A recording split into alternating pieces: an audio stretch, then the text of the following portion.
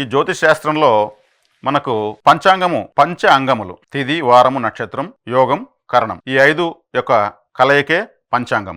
ఈ 5ంటిలోనూ కరణం చాలా ముఖ్యమైనది. కరణం తప్పితే మరణం అనేదే శాస్త్రం.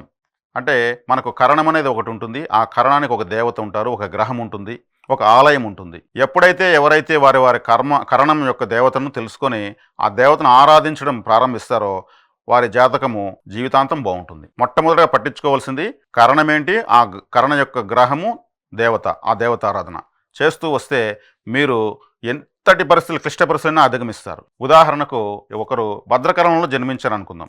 భద్రకరణానికి అధిపతి కేతువు. మరి కేతువుకు దానికి వచ్చేటువంటి ఒక జీవి కోడి, దానికి వచ్చేటువంటి దేవత సుబ్రహ్మణ్య స్వామి. అంటే ఈ భద్రకరణంలో జన్మించిన వారు కోడి కూర తినకూడదు. సుబ్రహ్మణ్య ఆరాధన విశేషంగా చేయడం వల్ల వారి జాతకంలో ఎటువంటి క్లిష్ట పరిస్థితులున్నా సరే అధిగమించేస్తారు.